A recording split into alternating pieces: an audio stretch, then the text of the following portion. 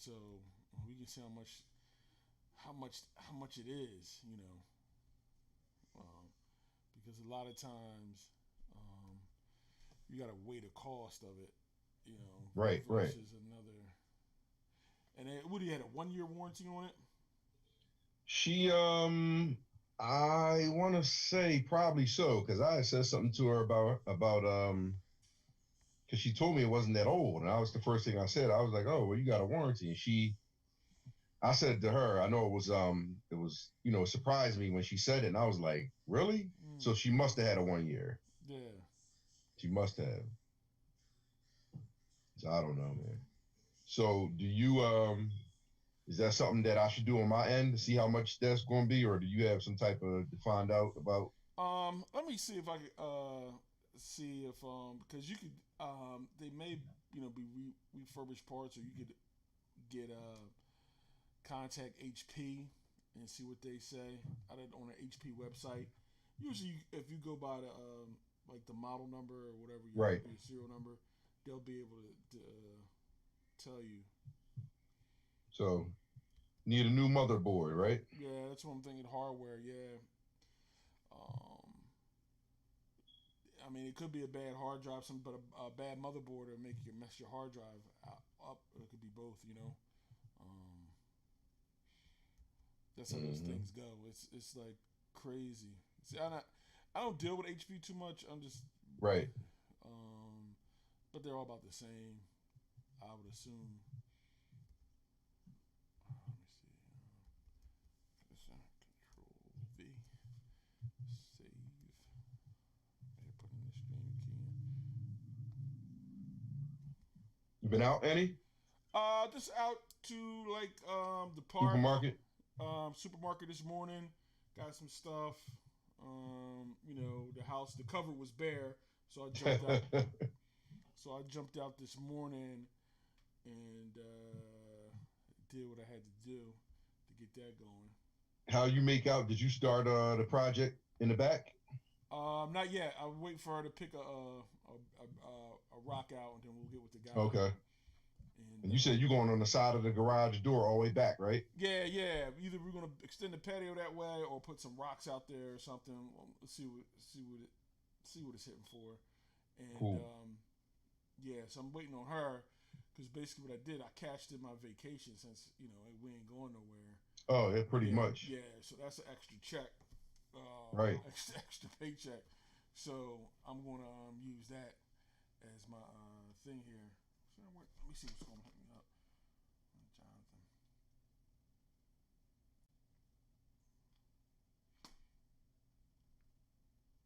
You got. Hold on, what is it? It's another email.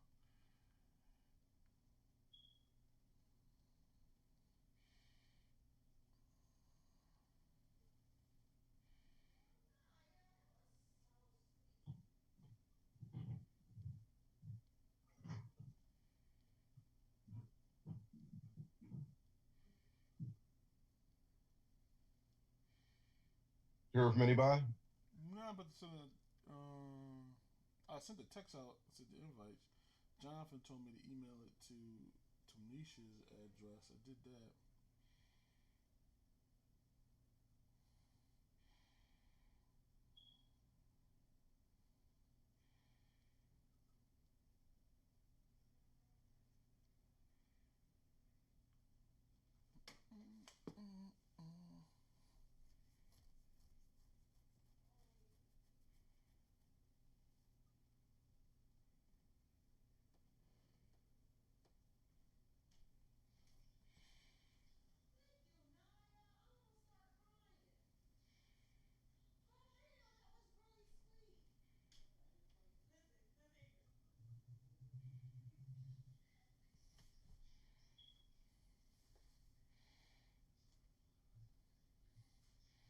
About to get down, getting close to this training camp Yeah, yeah, dates. That's what we getting close to. yeah. Definitely the There he is. he's got new vision, no glasses. You, Yo, you here now? yeah. took your wig off? Yo. Hey, did you get my my remark about your daughter? Nah, I ain't look at it. I told you that looks like you with a wig. Twin, right? Yeah, buddy. What's happening? Just chilling. I think Jonathan's supposed to be coming on, but I'm.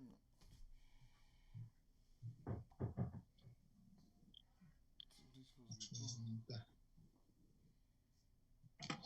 I got the hair. Testing 1 2. Testing 1 2.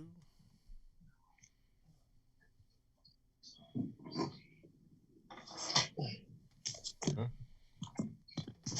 Oh, I don't know. You asked me that. Who told you had to come down here? You got scared?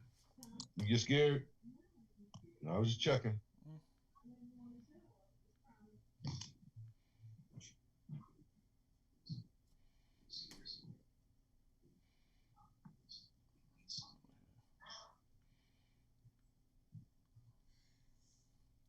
Let's see what Jonathan had.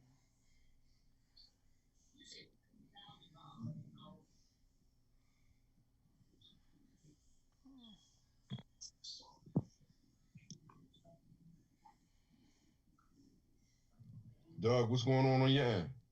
Nothing much, man. Messing with these backgrounds. I hear you. Oh, that look crazy. It don't look like it normally look.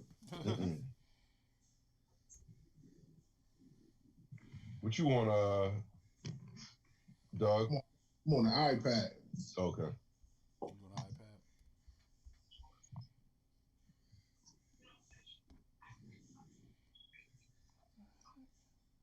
Go live.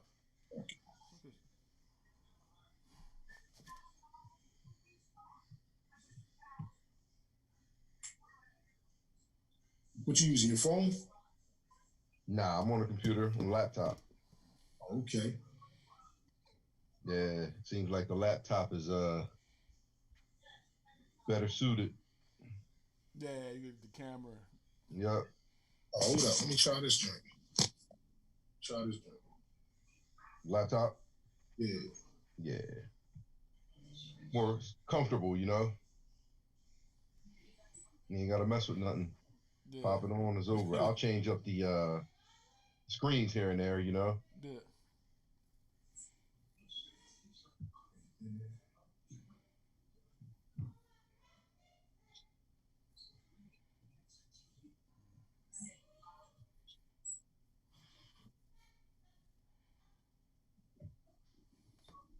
Quite sure they got a whole bunch of gadgets, you know? Just a matter of playing with this stuff. Yeah, I'm trying to find. I ain't never used this joint.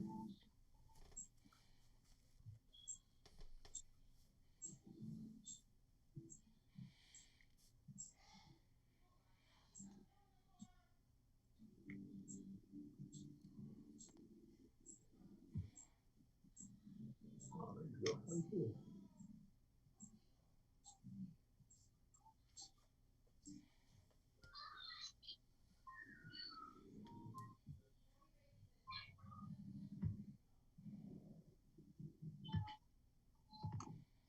All right, let's see here.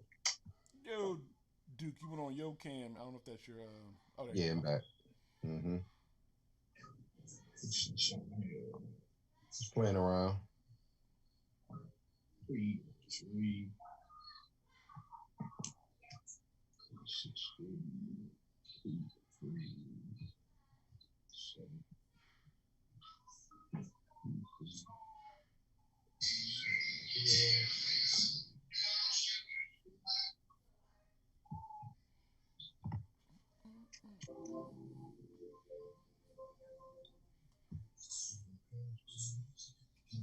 Two, 7. All right, let's see how this works.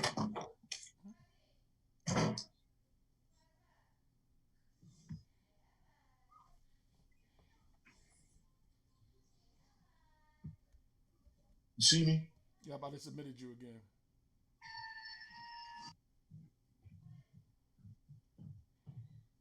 There you go. All right, we cool. There you go, Doug. I don't know what happened to Jonathan. I'm gonna start.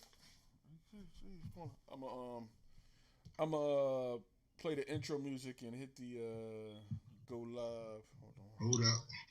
Get this joint together.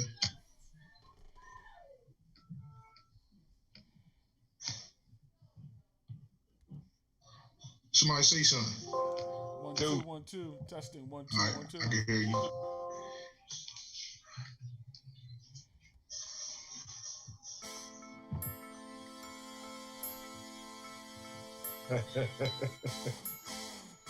Yo, no more glasses? No. So they can't call, they don't have to call you Four Eyes no more, huh? Nah, not unless I want them to, because I'm on my poker shit.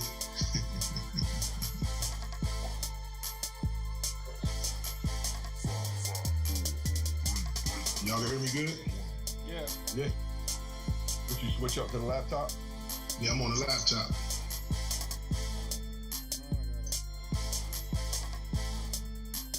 Yep.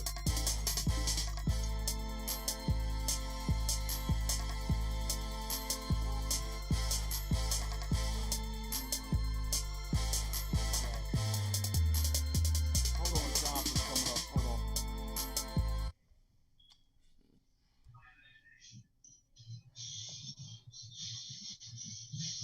There he is. Yo.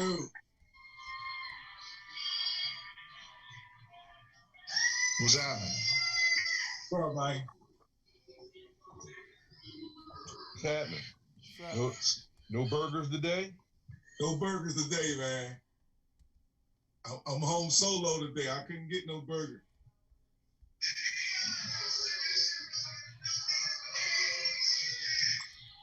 I went and stopped at 2SP today though. Got some beer. Yeah. Oh yeah? Yeah, I had to get a lot because Sunni ain't drinking right now, so I had to drink for me and Sunni. Hold up. I thought I was going to do that, but I guess I'll be dry today. Yeah, Sunni, what you cutting down on the sugar intake? Yeah, I'm good.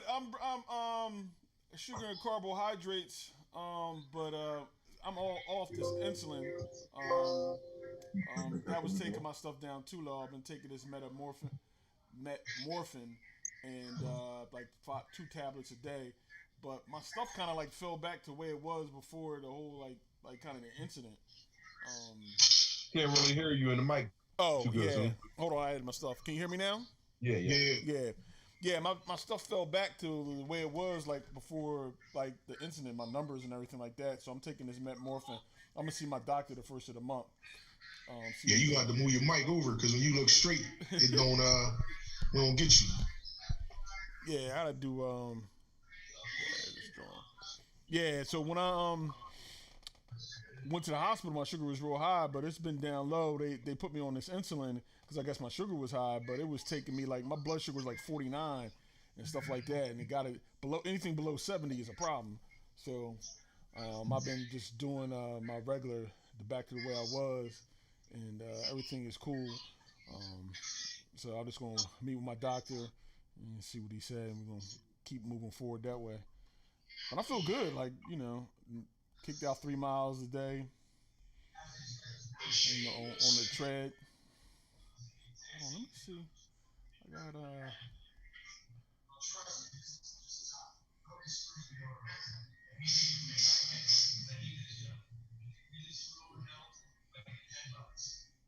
Talk to your boys down over at the Laramie. I haven't talked to him. I haven't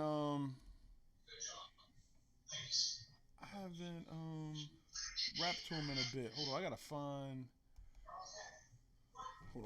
something. Hold on.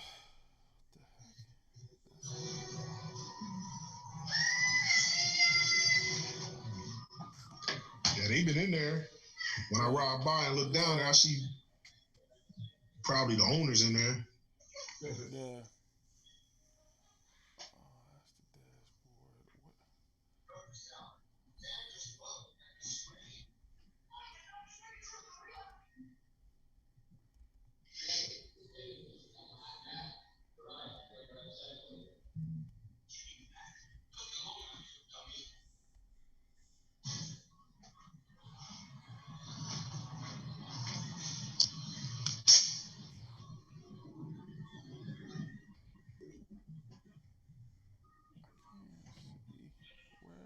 Hold on.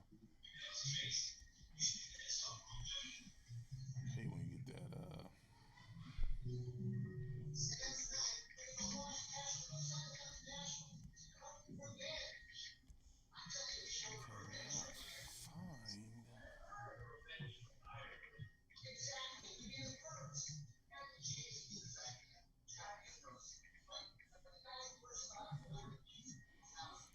Hold on for a second, y'all. I gotta do something. I'm gonna have to reset this thing because I could not. I hate when that happens.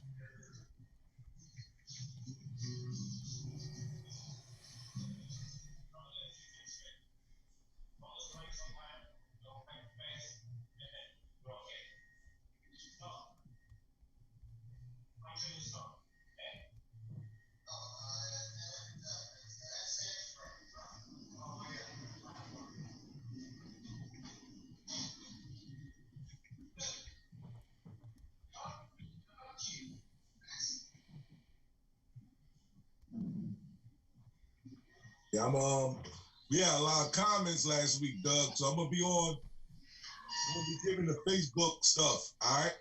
Okay. We can't see it on here. Right. That's why I look to the iPad. I'm gonna go to the iPad on this, and then I use my phone. You know what I mean? Catch the comments. So I'll be bringing up what people saying in the comments during the show. Okay, because I got a lot to say about that. You know they said that money doesn't exist too. Yeah, that last offer that wasn't real. Yeah, they said it wasn't real. That's actually Cowboys putting it out there, but age-old tactic, negotiating the media. Hey, man. When the media. It ain't nothing. Listen, think about this, man. I just told my man today. Everybody right now in the Dak negotiation say Zeke is the man. Zeke. How long did it take Zeke to get a deal? Man, listen. You got to pay that man. They don't want him, man. Jerry doesn't want that, man. That's just what it comes down to. Listen, you figure, like you said, they had the money with Zeke. They made Zeke wait to the running back to running back. The quarterback. You see, Christian McCaffrey ain't had to wait to get his. Man, that's different. That's different teams make different moves. Hey, man, exactly. So we all knew that they wasn't going to let Zeke sit out. We knew that they wasn't getting rid of Zeke. They just made Zeke wait to the last minute, just like they did Emmett and everybody else that had a contract that they was working out. Right, but they not letting him wait to the last minute. This contract should have been ripped up last year, man. He ain't got no contract. His contract is done. He is an unsigned player right now. He out here. Yeah, he just out here. But he got that tag, so nobody can sign him. But he basically in Kirk Cousins mode right now, and they messed up by letting him get there. And now they ain't got no choice but to pay him. They ain't gonna pay him. They gonna get rid of it. No, they not. Listen, man. They not. Quarterback's coming too much, too easy now, man. Who? When? There's kids out here that they feel more comfortable with than that. Man, who was the last QB that just came in and panned out? I mean, it all depends on what you consider panning out. I think Dallas is more leaning to get rid of him than keeping him. Mahomes was a top 10 pick though. Mahomes only in his third year. He was a top 10 pick. Okay, let's go to Baltimore. He only in his second year. He was a first round pick. That was a fourth round pick. The last person you could figure that panned out like that was Russell Wilson. It don't happen. Third and fourth round, fifth round quarterbacks don't happen and become star ball players. Well, y'all not gonna get that next year. All right, that's my point. I'm gonna play the intro music and then I'm gonna intro us out. Okay, dude, I see you ready today, huh? Doug, you ready today, huh? You ready for this cowboy talk, huh? He ready for this talk today. Yeah, Cowboys in a good spot, man. What they say? I got time. You got time today, huh? Absolutely. I can see clearly now the rain. Time today. Yeah, he got time today. Got his vision right. Yeah, normally he blowing it all. All right, we're about to go live. We're about to go live. got time today, though. You know what I mean? All right. Ain't no construction work behind him or nothing. You know what I mean? In the crib. I'm about to go live Right. with the intro music. Anybody walking behind him with a forklift?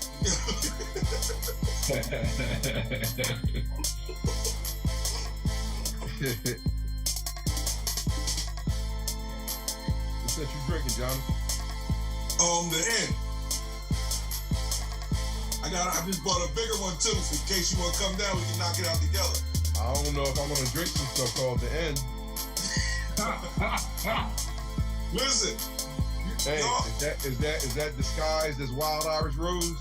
Listen, my homie Rob, right? Did you see my homie Rob? You're live on Facebook. So I'm just playing the intro music today. All right. When he came down, right? He fucked it in and jumped on the highway. He said before he got to the airport, he had both hands on the wheel.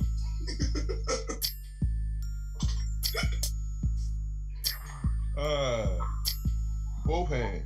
Both hands.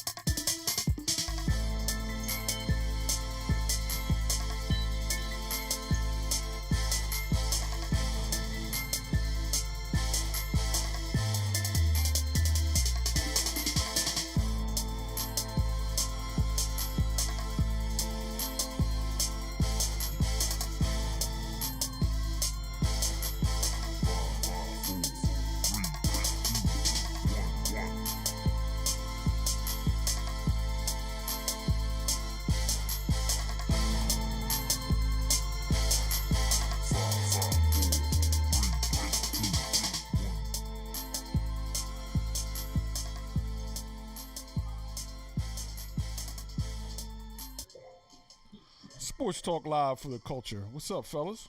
What's happening? What's going on? We got Doug in the building. How you doing, Doug? Good, man. I'm great. Duke, how you doing, man? Wonderful, man. Wonderful. Jonathan, how you doing, man? I'm here. I'm doing good, man. You doing good? Sports Talk Live for the culture. We're going to talk about, start the show off today, talking about The Last Dance, The Last Chance for Love. That was a Donna Summers record, Jonathan, back in the 70s. Know nothing about it. It's the first time I'm hearing about it right now. With Jordan. Yeah, so we want to get into it. They got into the final episodes 9 and 10. Episodes 9 and 10 premiered on ESPN the other night. And they answered some long-lasting questions that we had about Jordan and about one of the big questions, one of the big mysteries of sports is the AKA flu game, AKA hangover game, AKA now the food poisoning game. They had, according to the story they told, if you want to believe it or not, ordered a pizza late. Michael Jordan was the only person to eat the pizza. Pizza came to a hotel room with dudes, and nobody else copped the slice but Michael. I guess he Brody's the court. He Brody's a pizza. So, and he ate the pizza and got food poisoning. 5 guys delivered the pizza. A guy that's coming out from Pizza Hut or whatever they got it from said, "Hey, there was nothing wrong with the pizza." But that's the story they were selling. I'm not buying it. I just want to get you guys comment on it. I'm not buying the bad pizza brought to a spot and only Jordan has the pizza. Anytime a pizza's been brought down here, you know what I mean? Like a slice anywhere on a hangout, somebody gonna get a slice. You know what I mean? Like somebody gonna grab a slice of pizza. Somebody's gonna, one person the whole pie. Hey, I'm gonna just say this. Full grown men. Listen, I'm gonna just say this. Whomever is sticking to that story, they're Jordan's friends forever. And I'm gonna just leave it like that. The thing is, though, I mean, only reason why I buy it is even if he was at 20, 30 years, 30 years later, 20 years later, what difference do it make if he was hungover? Yeah. That would be just as remarkable as how many people can't function hungover. Yeah, that's what I said. Let's tell the story. Like, look, we had shots. It just didn't sit right with me. But I mean, yeah. The man was hungover. If I eat a whole cheesesteak and somebody order a pizza 15 minutes later, I'm grabbing me a slice. Just because it's there. Just because it's there. You know what I'm saying? Like, come on now. He was hungover. Yeah, I just, for me, it's just the fact of the matter that you don't have to. And I heard the food poisoning story a while ago. yeah, But just the fact that you don't have to, there's nothing to gain, nothing to lose by saying I was drunk or hungover or whatever. So I just can't. I think that's different with me because, like with you, how you say how people, you said this before, how people with the how we don't look at how much money the athletes make. I think it is something big if Jordan comes out hungover. Jordan doesn't want he doesn't even want his gambling stuff to come out. So you come out as a drunk? Like, come on now, like for you can say, yo, I was hungover last night, that's why I didn't make the show. We gonna laugh. You know what I'm saying? But for Jordan, who's trying to be this perfect person, who is so upset that his life, that we got the gambling thing out there, we got that out there, he's upset about that. And now you're gonna paint him out to be a hooker, drunk. I mean, like I said, if this happened, if this came out in '98, yeah, I'm sticking to the food poisoning or the flu. But in 2020, when it don't matter what I do, the Jordan's still going to sell. I mean, you saw everything on Twitter. It didn't matter what happened. The Michael Jordan defenders, apologists, lovers, whatever you want to say, they wasn't having none of it. You say one bad word about Mike, and they was on your ass. So yeah, pretty much. Hey, I like the fact that I know me. If 5 guys on one car coming to deliver me a pizza, I don't want it. I don't want the pizza. But that was the interesting take on the situation, because they get this story and they sit down and tell me, and I'm listening, and then the part where the 5 guys came with the pizza, I'm like, wait a minute, like 5 guys came with a pizza? First, and to me, it doesn't seem like when you order, you've been on the road, and we know the stories that, you know, you try to keep in secret where you are, just like, you know, my man was talking about with the hurricanes calling up Bosworth in his hotel room or whatever. Yeah. You try to seem like whoever's coming getting that pizza, it seems like somebody's going down to the lobby to meet the person. Like, this pizza is for Joe Blow. This pizza is for Mark Jackson or somebody anonymous. Right. That's my pizza. I'm getting in the lobby. You don't know who it is, and you bring it up to the room. But to deliver it right to the room, like it seemed like a bit much. I've had pieces delivered to the room. Yeah, but you dug. You know what I mean? That's what we're trying to tell you. Like, do it now. Yeah, I'm not saying you hungover, guys.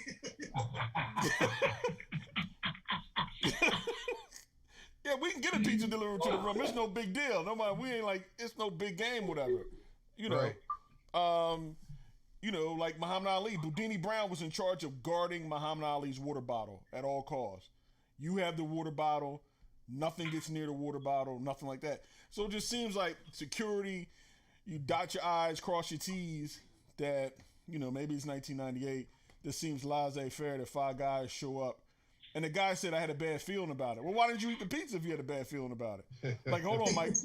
let me get a couple slices and see what happens. Hey, like I said, you know, all the guys that were there, and they are sticking to this story. They're gonna be your friends forever. Oh, definitely. Yeah, they're your friends for life. And those guys, Garden, Mike Secret, whatever. And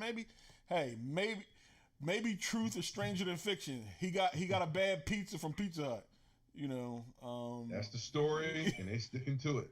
And it is interesting. But even him being sick, chalky, whatever, it was a tremendous effort regardless of what the ailment was. The effort was unbelievable, and they win game 5 and go on and close it out in Chicago in Game 6 with the victory. So you have to give Michael Jordan immense credit for playing under those circumstances and being immensely sick. And food poisoning is like something that Hey man, this is what I know, and you guys know also. I don't know why he wasn't running to the bathroom, but that's another story. But go ahead. This is what I know, and I'm sure that you guys can attest to this. It doesn't matter the ailment when you're trying to compete. Yeah. You're not 100%.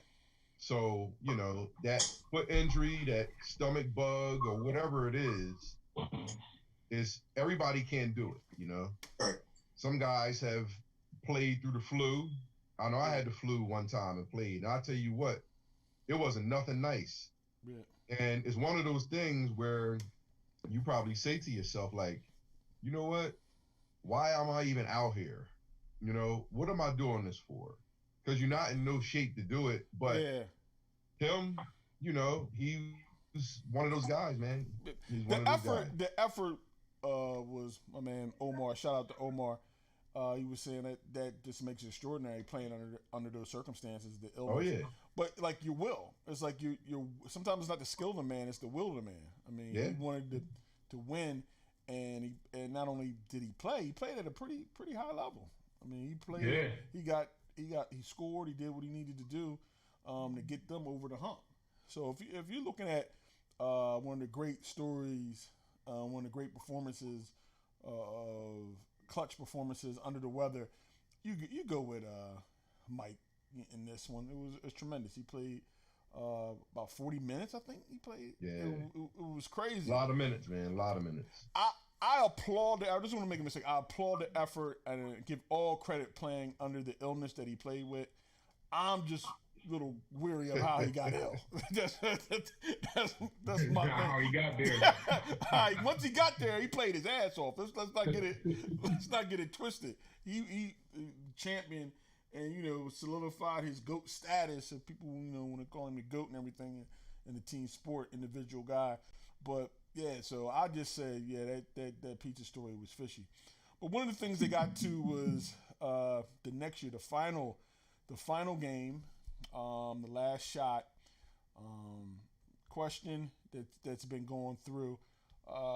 Did he push off on Russell or didn't he push off? I think they showed that clearly in the documentary that his hand was on him. Yeah, hand was on him. I mean, Russell was going that way. I think it helped him to continue to go that way. It don't take much. I mean, it don't take much. Like if you're flying down on a kickoff and somebody hit you in the back, just tap you, you're going that way. Right. It was less of a push off than you thought that it looked like. Right. Like Pastor said, that was like the maitre d' escorting you to your seat at the restaurant. You know what I mean? That was like, here you go, sir. Since you're going that way, keep on going. Yeah.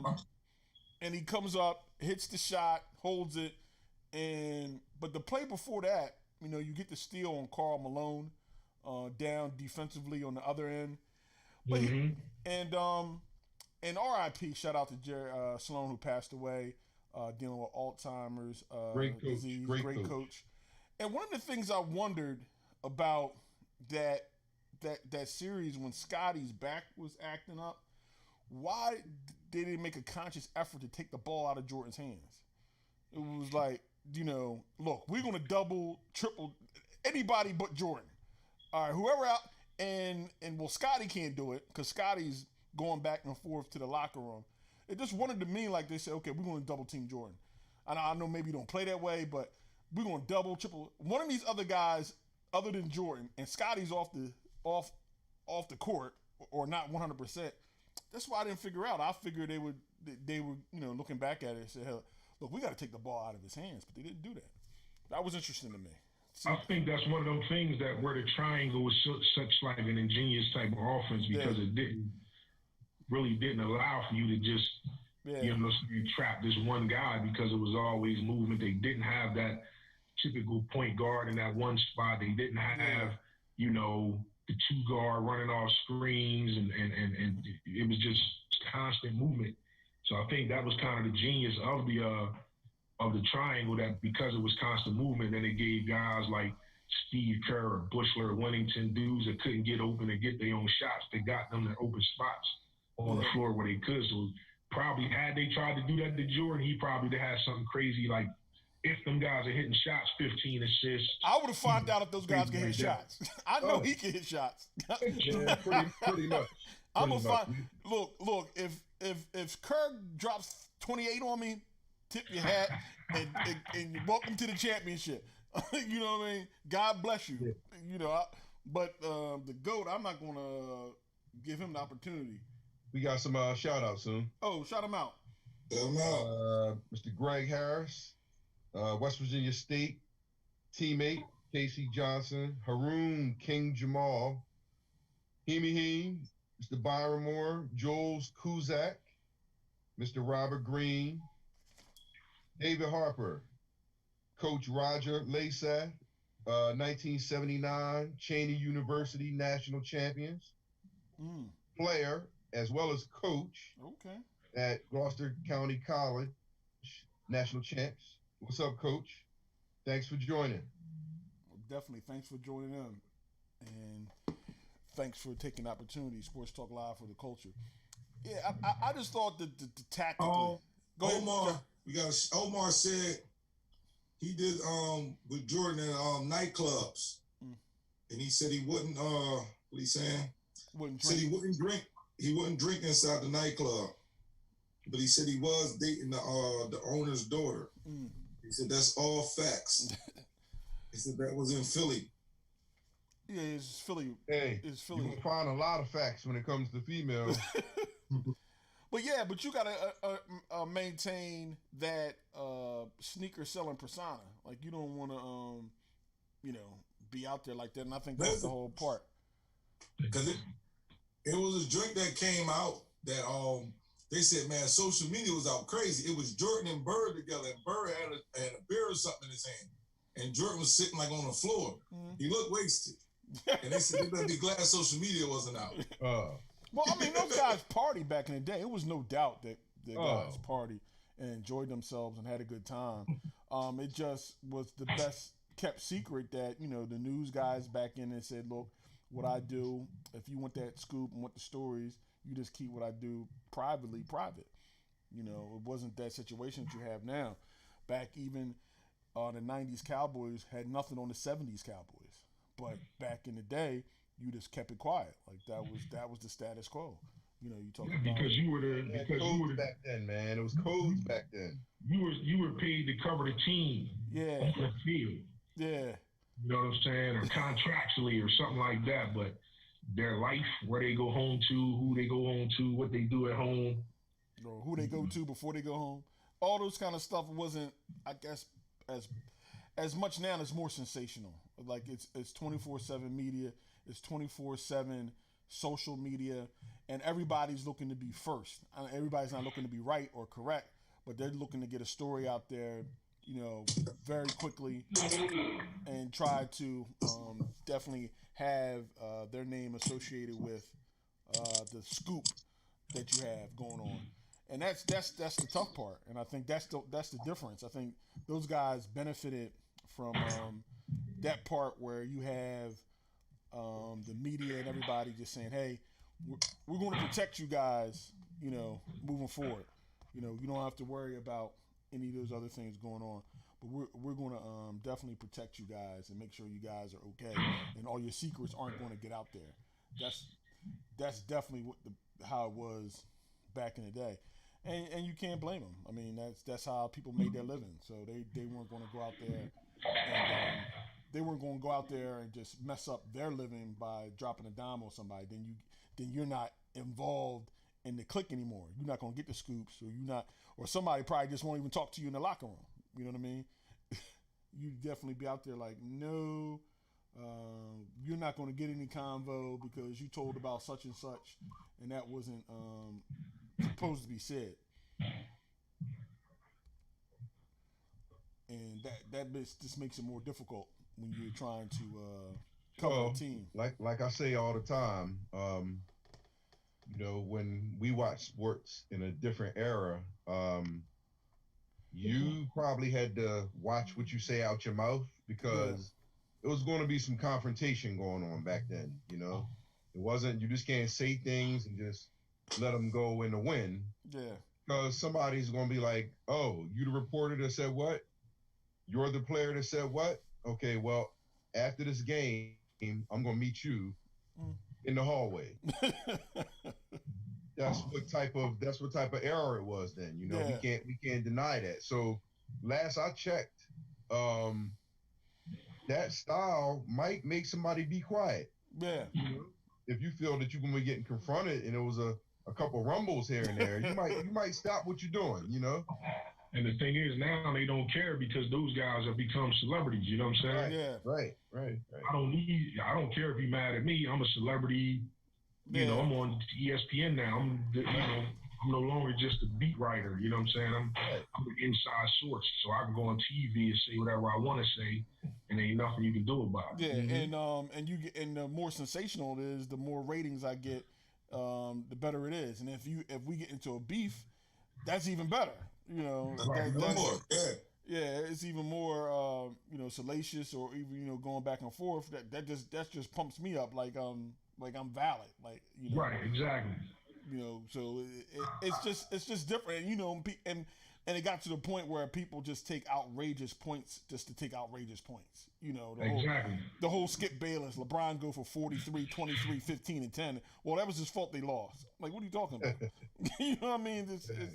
It's like crazy. So, you go into these just crazy tirades that don't make any sense. We don't do that here. And then and the thing about it is, this is what you see. This is what The Last Dance has done, right?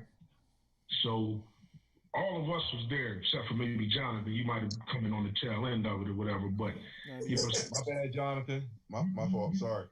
Where like LeBron will do something, it'll be the finals of the playoffs, and he'll do something, and you'll get that sensationalist, reporter that says something like Michael Jordan would have never done that. Yeah.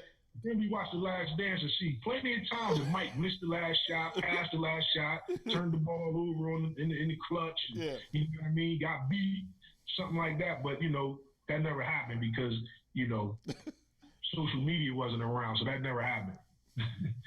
Mike would have never missed a foul shot at the end of the game to win it, except the time that he did. Yeah. You know what I'm saying? And that's the whole point. Like, you just as we always joke, as you get older, the touchdowns get longer. Yes. The comebacks become more. The 18 tackles become 25 tackles. You know how it is. My lung collapsed in the third quarter, but I toughed it out. That's how it is. We always have that fondness of that era, or whatever. And thing about us, we can always say, let's go to the tape because nobody gonna have a VCR. Yeah, you got VHS, huh? Yeah, I ain't seen VHS. Nobody even digitized anything. Definitely, them things are archived, no doubt. The question is, and there's been some talk about this. Scottie Pippen has been talking to Scottie Pippen.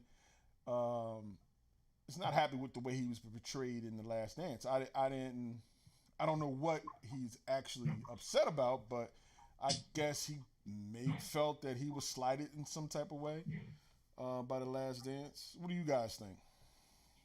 Well, I mean, we're not Scottie Pippen, so we can't really say, but I saw one valid point was that Mike wasn't on the team when he sat out that last second, so there was no need to include that in the documentary other than to make him look bad. Yeah. You know what I mean? Like, the only part Mike had in that was they said he called and talked to Phil, and Phil was like, man, he know better than, or he told Phil he knows better than that. he won't be able to live it down. Well, obviously, he was able to live it down because that's not the first thing you think about when you think about Scottie Pippen. You know what I'm saying? But I mean, now if that, I heard that was one of Horace Grant actually said that. Like, why put that in there? If this was a Jordan documentary about Jordan and his time on the Bulls, when that happened, he was playing baseball, so they should have been over there. Yeah. You know what I mean? Unless he said something like, you know, Scotty not going in the game, that bothered me so much I couldn't play that day on the baseball field. You know what I mean? But other than that, you know, but I don't see where he was really done dirty, because I heard Mike say over and over that without Pippen, there wouldn't have been those 6 titles, and it wouldn't have been. Right.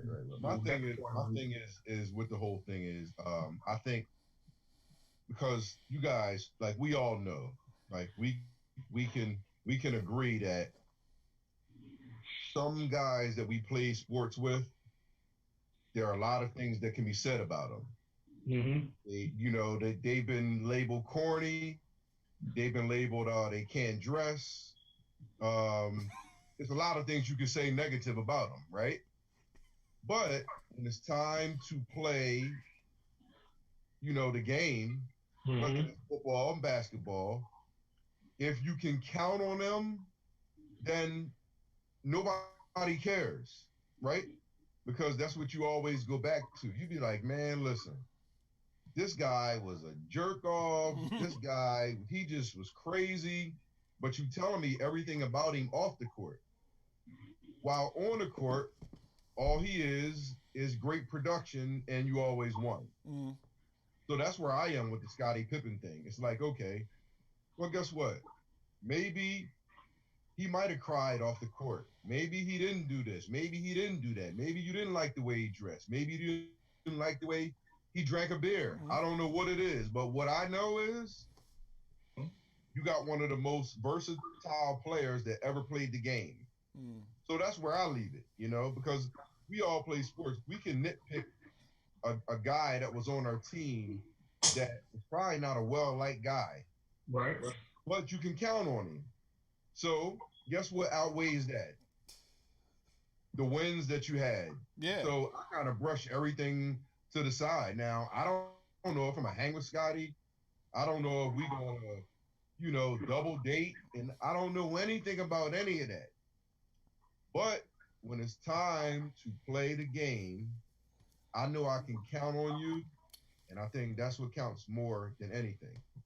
Yeah, me personally, being the younger out of the group, I think for the younger group, that's under me. So the group that's under 35, I think the group that's under 30, I think the documentary actually opened their eyes, because they didn't know how good Pittman was. Yeah. You know what I'm saying? So nobody has in their phone, I'm sure he has a highlight reel, but nobody types up Pittman greatest highlights. That's never been done.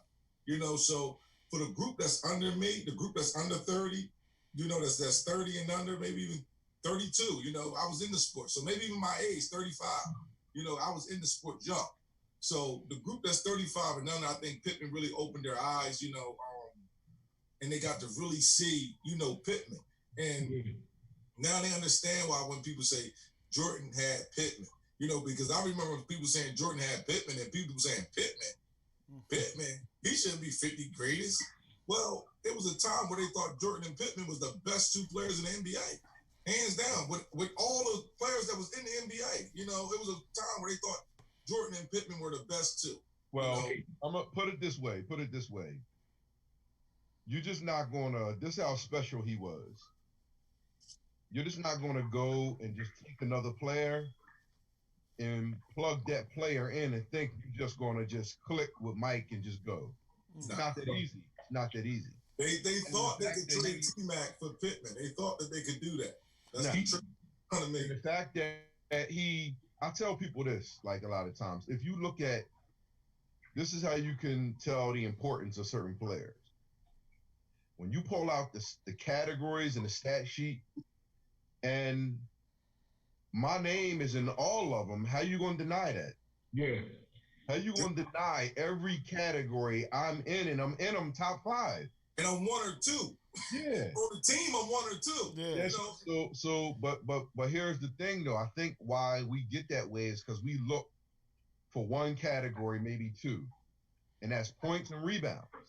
Well, I think that's the younger. I think that's more. That's why I said I think it's more the younger generation when they don't know basketball. Like they don't even look at turnovers. Like they don't. They don't know. You said that. I didn't say that, Jonathan. Well, it's part of learning. We all did it at a certain age. You know what I'm saying? We all looked at only points at a certain age. Then we're like, okay, well, he got the points and he got the assists. Or he got the points. He got the rebounds. He got the points and the steals. We all looked at that before we put the whole 5 categories in our package, you know. Well, I think also they don't watch whole games, like with ESPN and everything like this, and clips and Twitter and tweets.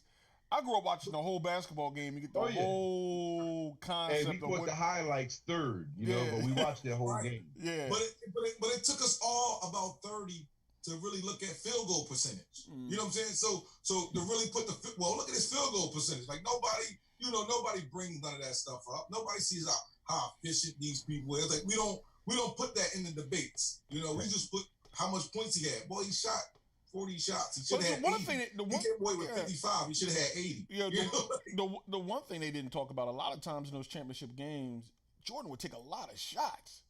That's one thing. The one thing they did not really stress on was he would have 38 and then 40 shots in a game. Well, him and Kobe is 1 and 2. Most shots took him. He was number 1 until Kobe got drafted. Well, you had to look at this, and this is a big thing. And I when you talk sports with guys, I tell people this. I say there's a lot of teams out there that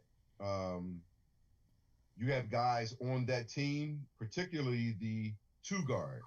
Like the 2 guard is worldly known as the guy who's firing the ball. Yeah. He's not going to get questioned for shots because he does that well. That's his job, Yeah. So he gets a pass for that. Just like Kobe, just like AI. They did, they shot the ball they were scorers. Volume shooters. Scorers by nature. So you got to let them do that because guess what happens? If you're a scorer by nature, and we know this from watching, you let a scorer by nature hit 3 or 4 in a row, you better watch out, right? That's what we know. But to the case in point with Chicago is, I think that what we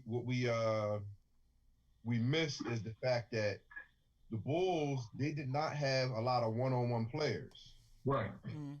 That could go get buckets for you. There were no ISO players on the Bulls team.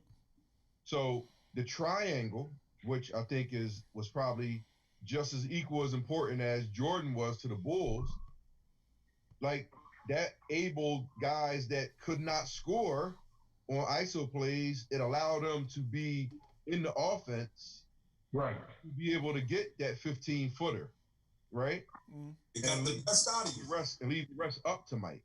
So we can't forget that, and leave crunch time up to Mike because when you move ball movement and getting other guys, and that's what Phil wanted because with you just being the focal point, Detroit just had to lock you up, and we got it. And that's what they did in the years before the triangle came in. So that was a big thing. It was the triangle, and then it was also Pippen and Grant and those guys, maturation. But the triangle made it to where they could, Jordan just didn't get the ball on the wing, and now he's going 1-on-5 basically. You know what I'm saying? So I think maybe with Pippen, because it made Pippen look more of a star to me, especially for the young generation. To me, it made Pippen look more of a star, more of a superstar almost. He was arguably like a star under my generation. I'm going to keep it, I think it put him back in the superstar category where he belongs. I think that's what it did for so I don't think in that sense, I think maybe it made him look bad as far as selfish, like when Jordan said he was selfish. When Jordan speaks, it's almost like, Obama. Yeah, it's the gospel. It's almost like Barack talking, or MLK talking, so when Jordan speaks, everybody's on there, it's like a Jay-Z new verse. You're going to listen to every word he's saying. Right. He was getting $2 million a year. What the heck? You're like, yeah. So when Jordan said he was selfish, everybody looked at him like, oh, you selfish. You know what I'm saying? But instead of looking at his contract, like he getting paid with somebody working at a desk job and you getting paid. You know what I mean? And he arguably the best second. He's easily the 10th best player in the NBA. You know, some people call him the second best player. So he's the 10th best player. I mean, you can argue that both ways, though. I mean, if you Scottie Pippen, you signed that contract because you had all this family and you wanted the security. Well, you can't have the security and have the power to renegotiate when you decide you want to renegotiate. It's either one or the other. That's why you hear guys say, I bet on myself. Scottie Pippen didn't bet on himself. Didn't bet on himself. He didn't bet on himself. Went up. The TV revenue went up. His game went up. Everything went up. He did not bet on himself. He took the security. And what made it worse was that the owner even told him that I told him, don't sign that contract. At least go back to the table and renegotiate something better. He said, I told him the same thing I told Mike, don't sign the contract. But we gotta, this is what, like, at that point in time, like years meant security. You know what I'm saying? Right, absolutely. So if somebody tells you, you know what, you're going to be taken care of for these next 8 years, you're good. You don't have to worry about anything. Like, that sounds like good music, right? No, but I'm not knocking him, dude. I'm just saying that when I understand. Everybody knew that Reinsdorf had a no renegotiation policy. Right. You sign this deal for the security, you better be sure. Right. You know, you can't be mad at 6 years in and say, I want to renegotiate when they telling you we ain't renegotiating. Right. And if they didn't renegotiate with Mike, how they gonna renegotiate with Scottie? Yeah. And they were the days, you know. Nobody was renegotiating then in those days. Nobody was ripping up contracts while you in your fourth year of an 8 year saying, okay, let's go back to the table. Because that's a win-win for the owner.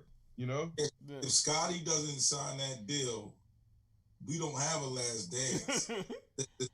They trade Scottie. They was already willing to trade him. But they only was going to trade him because he was upset about his contract because he signed an 8-year deal. But if he signed a 4-year deal, they win 3 chips. Then he re-signed again. Right.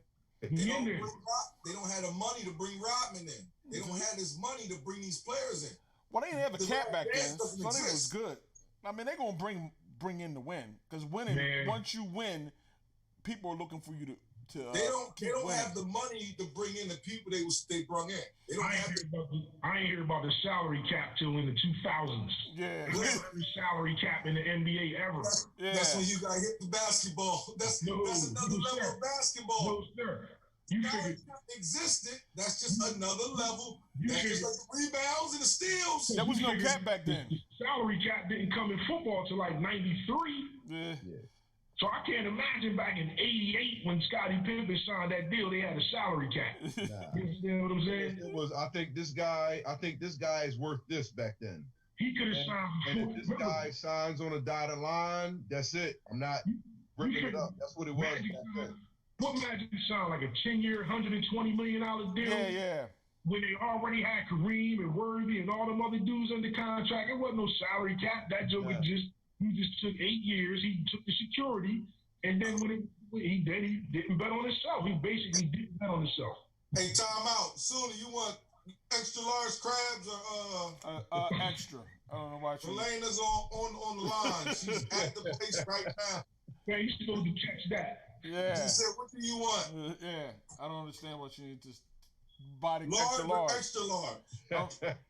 He's watching the show. The wife is on the show right now. She needs to get the information to her. I told her extra. I don't even know why she just didn't get the extra large. Like. Yeah.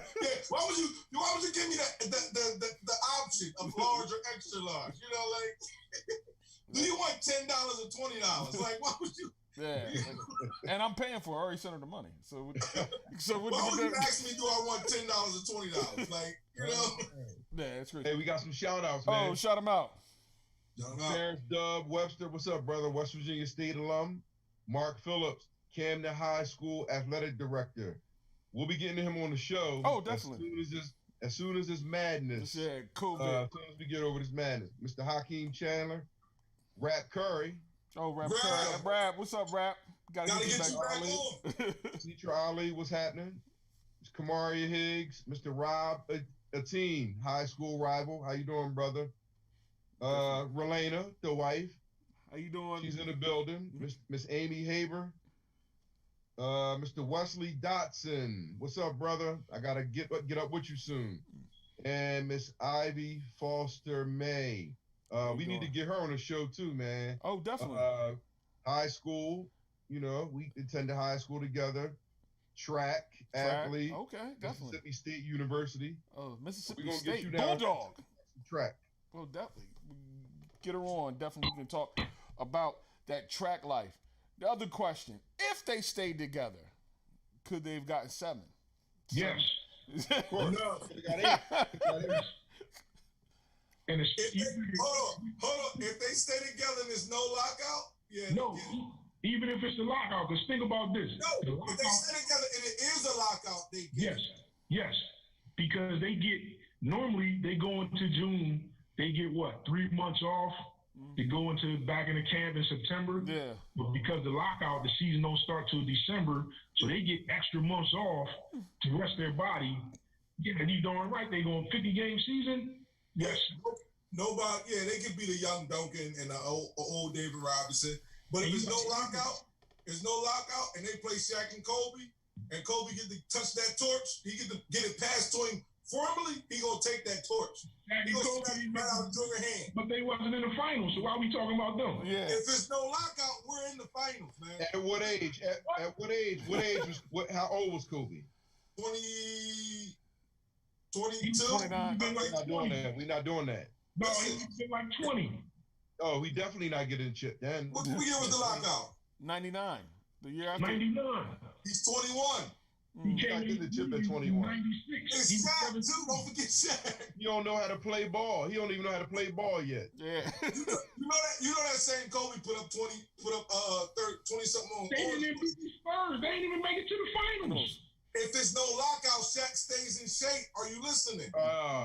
He didn't win because Shaq wasn't in shape. You do know that they swept Shaq, Penny, Nick Anderson, and all them dudes the very next year, right? That wasn't cold.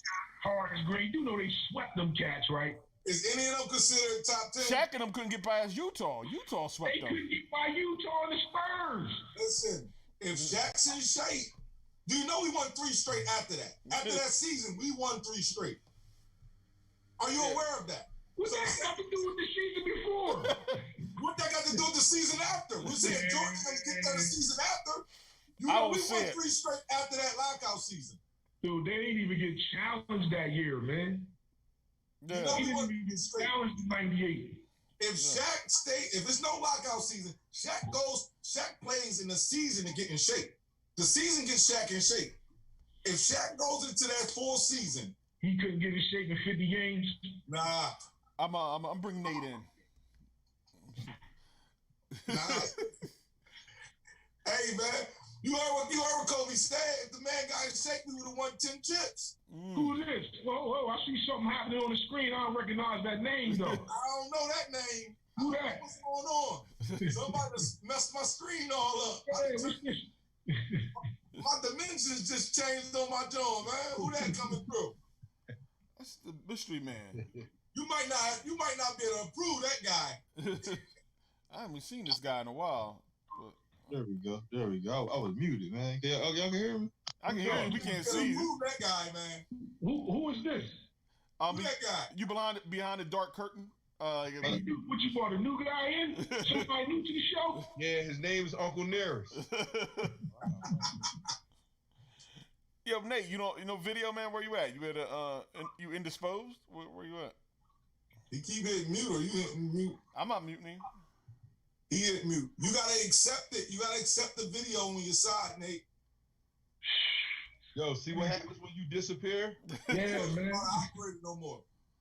Who this rookie you done brought in, man? He Zoom challenge. He just threw my screen all in the whack. He got no video and he got no. I can't he's muted himself because I can unmute him. So. I can't even see the guy. Yeah, he did. Go ahead, reset, man. Log out and log back in. Try it again, man. Try it again. Technical difficulty. So we agree that the Bulls would have definitely won the 7th title if they would have came back for that shortened season. It's hard to get that 4 straight, man. They would have definitely challenged for it. So, but they felt they never got the opportunity. moving forward, that was just it. They were ready to blow it up. They didn't want to be the Boston Celtics where everybody got old and wasn't time to move on. But I think the Celtics really, Len Bias died. That's what hurt the Celtics. Yeah. To be honest. So so because they wouldn't have got Paul Pierce either. I was about to say because Len Bias would have been with Paul Pierce. He wouldn't have needed him. They would need. I'm just saying the bridge gap. He was the bridge between Bird and Paul Pierce. No, don't forget Reggie Lewis too. Right. Reggie Lewis. No, I'm just saying he was the bridge in between Bird and Paul Pierce. That's what I'm saying. He was the bridge in between them. Like he would have played with Bird on the tail end and a young Paul Pierce. But this is what I'm telling you. I don't think Reggie Lewis was before Paul Pierce, bro. He died too. Yeah. He was the man. Yeah. Yo, why these LeBron, dude? The worst thing, man, is sign up to these basketball groups, man. These LeBron and Jordan fans is like different, man. Like, yeah, that's.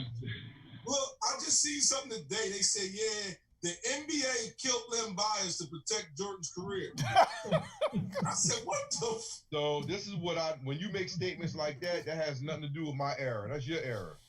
Let me tell you Jordan something. didn't even have a career yet.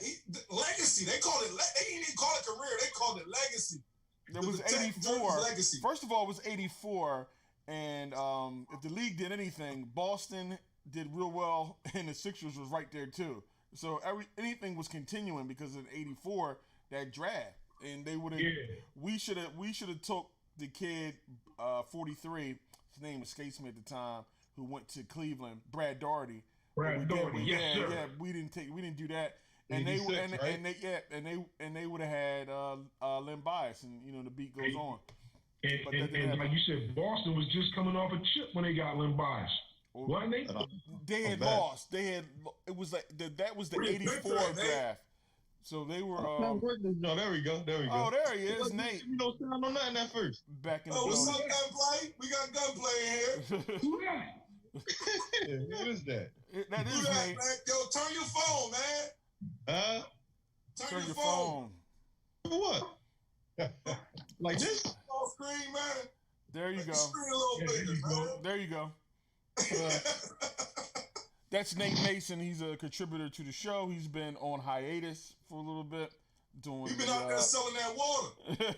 Pandemic time. Let me get a shameless promo. Hey, I forgot about that. Hold on. Yeah, I been selling that water, man. Crap, I got your order. As soon as we done with this, I'll bring your order. Ho. You know what I'm saying? Get that good outline, you feel me? Oh, y'all. Water? I need that case.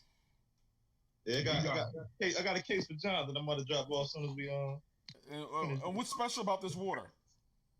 Well, alkaline water, for one, it helps with your immune system. Mm-hmm. So with all this corona going on, you need something like that in your body to Okay. I go out there with no mask, Yeah. I'm healthy. Okay. Also, for people that's we'll keep zooming you once this is over, but go ahead. You know what I'm saying? it's a fat trimmer. Like I done lost my gut in 3 weeks. Oh, okay. So in immune system, drinking all those beers with y'all at the show, I was developing a gut. So basically, it's immune system, fat trimmer, and male enhancement. So you say you get all this with this water. Oh, that too. Ty Bush call it Viagra water. I don't know nothing about that. Okay. I'm not signing that one. I'm not signing that. Well, Nate, did you watch The Last Dance or you didn't get a chance to see it? You said you. I ain't watched none of it. You didn't watch any of it? No. Where you been, man? Can I ask where you been, or we gotta talk later? Nate comes across as a Jordan hater to me, man. For some reason, man. I think. Come on, I'm a Jordan. I'm a Jordan lover. Mm-hmm. Oh, okay. I love Jordan. I'm a big Jordan fan. I argue with Jordan all day. Now, look, this is the reason why I didn't watch it. My whole thing was I was waiting till the whole thing was over. I told you that in the group text. I was gonna watch all 10 back to back.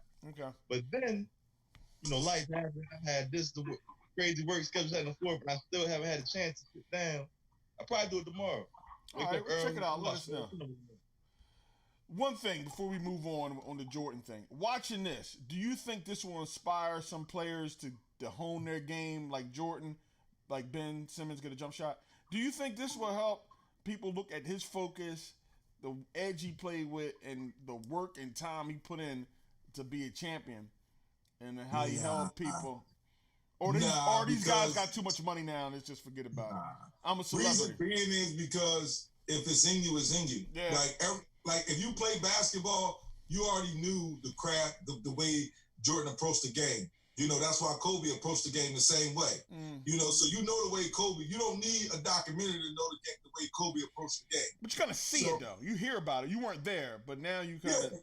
But you knew that. You knew how he blocks everything out.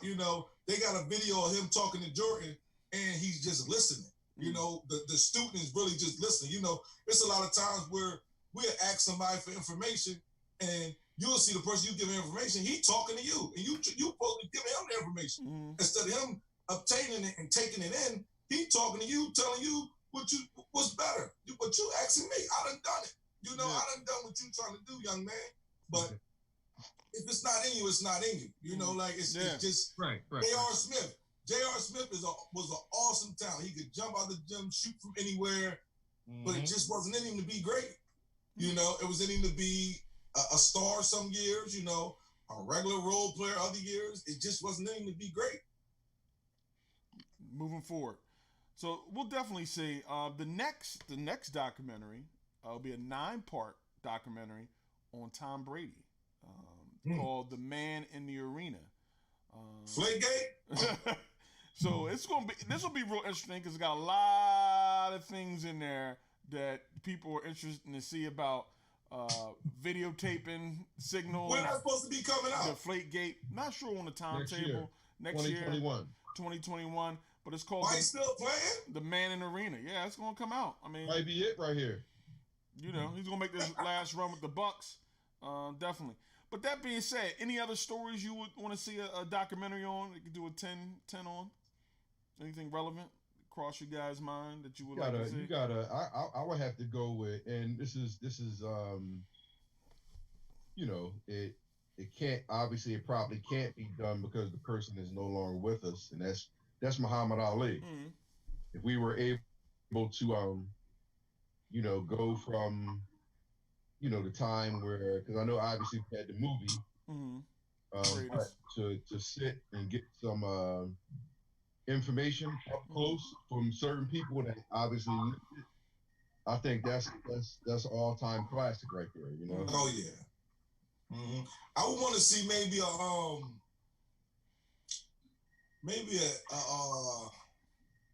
Emmett, a Griffey, or Bonds film. I want to see them. They're or Kareem Abdul-Jabbar, man. That would be big. I'm gonna go to Duke route, and I'm gonna say somebody that's not here no more. I would like to see a Len Bias. Like on a what if he would have? Would Jordan still be the greatest if Len played? I think with that is you can't give us. You only can give us but so much. It's so short. Yeah. Right. You can give us when somebody figured out that he would be, whether that's middle school, and obviously you go to high school and then you go to college. Then after that, we can only say film is so short though. The film, like back then, they didn't have the film, so they really can't give the middle school because there's no middle school games recorded. So the film is so short. Yeah. It's a lot to say, but look, I'm starting to look. I might sound crazy, like LeBron believes AI is the best player ever, so I might, but he will never say it. I'm saying what he says, Duke, I'm saying what he says. I'm not saying what it is, but I'm starting to lean really towards if Grant Hill didn't get hurt, he would be top 5, if not the best player. Oh, I'm not going to argue with that at all. I'm really, like me watching footage. Look, me watching footage today and knowing how I know sports today and seeing the moves he did then, I mean, I seen him put Jordan, he was, had Jordan in the post and he spent on Jordan. Jordan almost hit the ground. Like, to me, that's more exciting than a cross, or anybody can cross anybody over. But for you to grab the ball in the post, 2 dribbles, spin move on Mike, and Mike almost hit the ground, and you go to the rack, and you only 20, and you only 20 years old. This is I'm gonna tell you a true story. Now, this is what I know, right? This is coming from the elite. So I'm gonna tell you about Grant Hill's two players that I don't want to say that anybody was scared, but there was some helplessness going on. It's two players, and I'm gonna tell you who they are. One of them was Grant Hill, and the other one was Penny Hardaway. Mm-hmm. And they had the ball, guys. People had to look like, I don't know what I'm gonna do. Mm-hmm. I'm gonna need some help because that's the fear that they put in them. Yes, sir. You know, they were two guys. You got to figure that they could do everything, and they were standing at 6'7" and 6'8". Yeah. So hey, they were the most versatile. If they hadn't both of them, if injuries wouldn't have played a part, man, we would have saw something special, man. And I'm gonna keep it real. Grant Hill basically took on the Scottie Pippen and then expanded on it, made even more so, right? And then LeBron basically took on that and expanded on it even more because like his body, versus Grant Hill, kind of slender, But Grant Hill, his handle, and all you gotta do, listen, man, you wanna know about Grant Hill. When we get done this thing, man, go look up a clip, Grant Hill and Alonzo Mourning, right? Oh yeah. They get into it, Grant Hill, and he slammed Grant Hill. They go slam down to the ground. Grant get up like, man, what? Man, the very next trip down the court, Grant straight to the rack. Bang on it. Bang on it. I'm talking about you know what I'm saying? That's all you know about Grant Hill right there, man. Grant Hill he wasn't soft, and then it just came out where Coach K, I believe, said Grant Hill was the best talent he ever had at Duke. I'm not gonna argue. They put him over the top against UNLV. Nothing. And if the last time I checked, Zion Williamson played at Duke. Yeah. Listen, I believe it, man. Look, Grant, man, I got Grant in top 5, man. I'm telling you, if he didn't get injured, man, like what I seen him do at 20 years old, man, like what we seen, he was still a baby when he was doing this. I can't argue. He was doing it pretty much solo in Detroit. And it was crazy. Yo, with him and T-Mac in Orlando would have been a problem because T-Mac was a problem by himself. The best player was T-Mac. Listen, he would have never left Detroit. T-Mac, man. T-Mac is a whole animal, man. It's like, to me, it's like it's an argument though. Like if somebody say Grant Hill, like I do say, I won't argue. Grant Hill was great. I respect Grant Hill game. You know what I'm saying? But I like T-Mac. I ain't arguing on none of them three dudes you just named. Grant Hill, T-Mac, Penny. Bulls is bad, man. Them Bulls bad, dog. The thing with Grant Hill, he would have never left the Pistons if he wasn't hurt. The Pistons knew he was hurt, so he wouldn't have never made it to Orlando. The Pistons would have kept him and re-signed. Yeah. And did you hear the crazy joint when they did the thing on Tim Duncan? Nah. Tim Duncan was going to sign. Oh, we lost Doug. Orlando, right? He a little jumper. You all right? It looked like Doug got a choke over that joint. Yeah. But I got a cat for you guys. You guys might not know this cat, but he had some troubles off the court with it's two guys, David Thompson, excuse me, and Michael Ray Richardson. Ooh. Michael Ray Richardson. Michael Ray Richardson. Michael Thompson. We was just talking about. He's another one soon. Michael Ray Richardson. Michael Ray Richardson. Michael Ray Richardson. This is how bad he was, right? Michael Ray Richardson. So this prize for Nate and Jonathan, because I don't, Yeah, I never heard of it. Right. You schooled me on this one. I'll give you the way. I'm gonna tell you how real his situation was. So Michael Ray Richardson got banned. He got banned from the league in '86 for drug use when it was worldly known that it was party time. Yeah. So what's that tell you? When the Sixers won the chip, problem. The Sixers won the chip in '83, and Michael Ray Richardson and the Nets knocked the Sixers out in the first round of next year. That's how Michael bad Ray Richardson was a bad boy, but he just couldn't keep himself straight. The commissioner banned him from the league because of drug use, and it wasn't like other guys weren't doing drugs. He was just way out of control. So he said, "I got to ban you, brother." Yeah, he went overseas and did work. Oh my goodness. Yeah. Hey, shout out to Epiphany Cruz. She just said, "Hey, Nate." She gave you a shout out. Well, she called you the government, Nathaniel. Oh yeah, that's what I'm saying. What's up, back. no, I'm just on the Zoom drink. I can't see all the Facebook stuff. I got my phone and the iPad, so that's why so I can comment back to him. Right. You gotta keep me posted on all that. Yo, another documentary I want to see though. It ain't really got it. It's a sports person, but ain't got to do nothing with his on the court stuff. I like to see a Karl Malone documentary. Oh, you talking about the situation? Yeah, because he had this whole, back when they was on the Jazz, they was the good guy team. You know what I mean? You had the, you had Stockton, you had Hornacek. But I think he impregnated some like 13 or 14. They was like the, they wasn't no Detroit Pistons bad boys. They was the suit and tie. They coming straight. You know what I mean? They was the good guys. Salt Lake City, yeah. They was considered dirty as hell. He was a piece of trash, I can say, without cussing. Yes, sir. He wasn't a good guy, man. Yeah. Hey, man, who knows what's going on out in Utah? Yeah, definitely. It's crazy. Man, the man was 20, had a baby like what, 12-year-old, 13-year-old? Something like that. Something crazy like that. Yeah. Yes, sir. Yeah, a couple of them. Yeah, and it's crazy what goes on that people keep on a hush hush. It's wild. But I wanted to jump into the NCAA. The NCAA has just relaxed some of their restrictions, and Division One student athletes in all sports may participate in voluntary athletic activities beginning June 1st. The waiver allowing for 8 hours of required virtual non-physical activities extending in all sports to June 30th.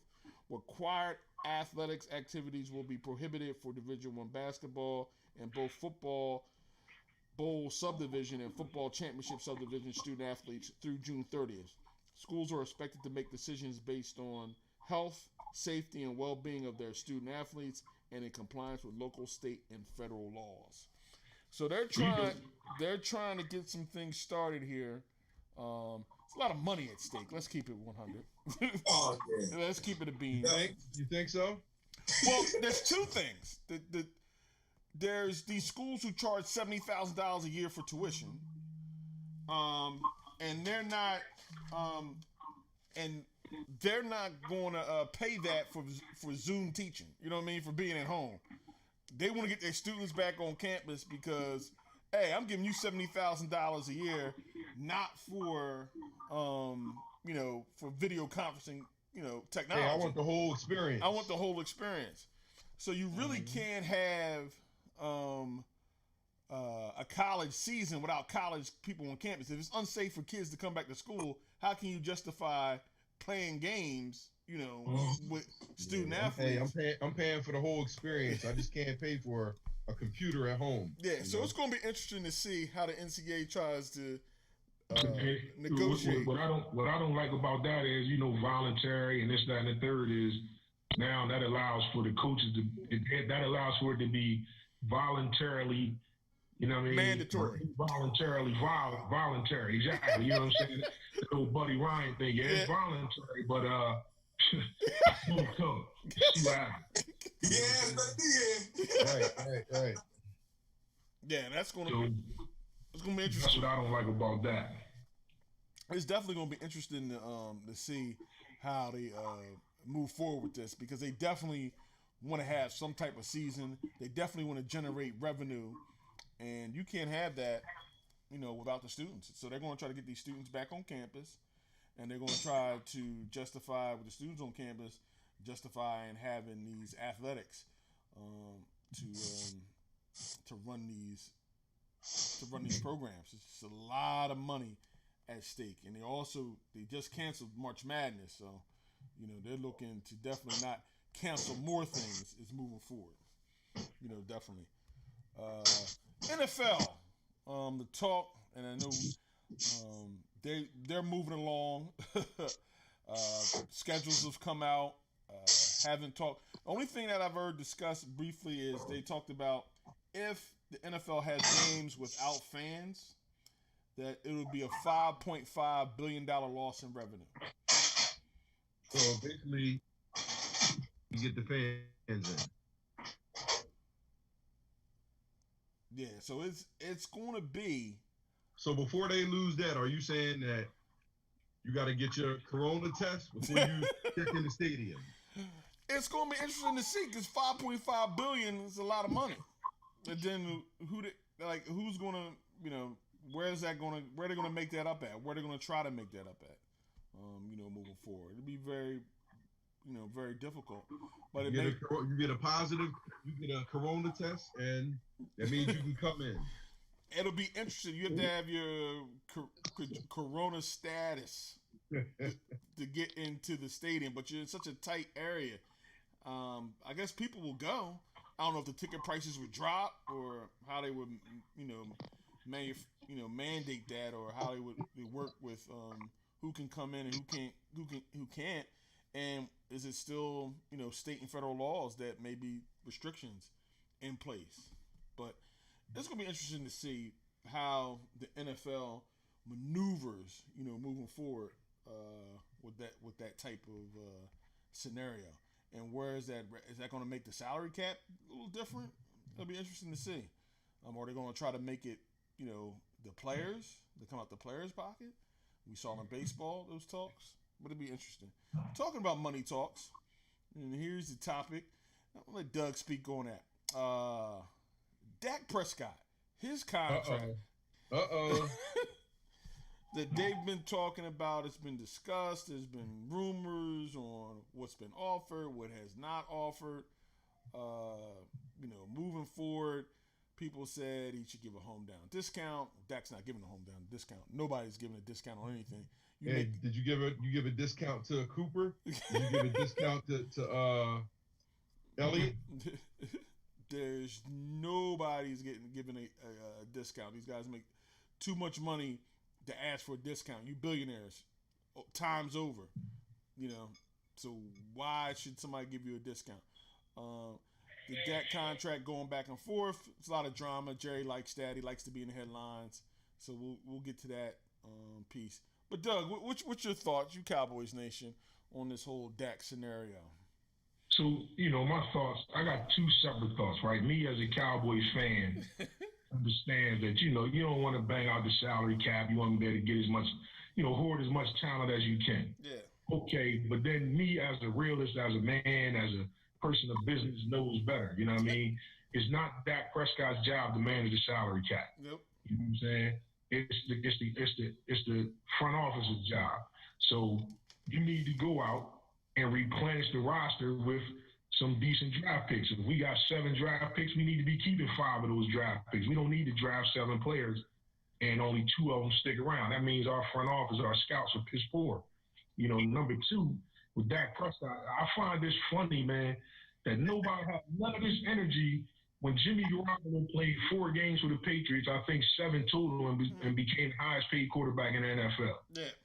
Nobody had this energy about what he can't do. His numbers ain't this. He ain't top 5. None of this. Nobody had this energy, right? Yeah. But now here's Dak Prescott, right? So by every metric, because jokers love stats these days, by every metric that really counts, 20-plus yards downfield, ball in the air, he's top 5. Completion percentage, QBR, passing yard, all this stuff. He's top 5. Since he's been in the league, he's won this much. Rookie of the year. He's been to the playoffs. Won a playoff game. You know what I mean? But none of that counts. Because when I do the eye test, he don't look good. But wait a minute. There's also stats that says from straight drop back passing without play action, Dak Prescott was number 2 or 3 in the league in completion percentage. So that would do away with the theory that he needs Zeke to be good. Correct? Wouldn't that blow right in the face of that? Okay, but I'm not saying that Dak Prescott is that guy. All I'm saying is this. Right now, he has the leverage on his side. They franchise tag him this year. They're going to franchise tag him next year. If they do that, that's $35 million a year. Guaranteed, because of the way the franchise tag is set up. So why would he start his negotiations anywhere less than $35 million a year? If he's going to get that anyway. Yeah. They already said the man has an insurance policy in place, so if he gets hurt, he gets paid. You know what I'm saying? And then the third year, they can franchise him again, and I believe they said it goes to 45 or 50 million a year because of the bump and the percentage bump. So now, as a businessman, what person in America or in this world has that type of leverage in a business deal and just gives it up and say, you know what, hey man, because I'm this great guy, just give me this much because I don't want that much. Nobody does that. And if it was the other way around and the Cowboys had all the leverage, he would be playing for peanuts like he did in his first 4 years. When they was, everybody say 8-8, but he got a couple 12-4s up in there and a 13-3 up in there. You know what I mean? When he was playing for peanuts, nobody was asking the Cowboys, oh man, y'all might want to give him a couple dollars, or they could have just came in, ripped up that rookie contract and said, hey, Dak, we like what you're doing. It was $25 million. I bet you he didn't took it back then. Now that he at this point, he has all the leverage because they messed up and waited till after Goff and Wentz got signed. They messed up and waited till he got to the contract, to the franchise point in the contract. Now everybody wants him to take a hometown discount. I'm the type of person, I'm not rocking with management. I'm a union guy. I'm rocking out with the working man. So at all levels. Jerry Jones ain't losing no money. Last time I checked, he paid $150 million for the Cowboys in Texas Stadium, and they worth about $5 billion right now. So, excuse me if I don't feel sorry or feel that Dak Prescott should take a discount. Hey, to me, it's very simple, right? I look at a few things. I look at the position that's being played. And I look at what's happening around the corporation, because that's what the NFL is, a corporation. And we know what corporate businesses, we know what they're about. Let's not act like we don't know, right? They're about money.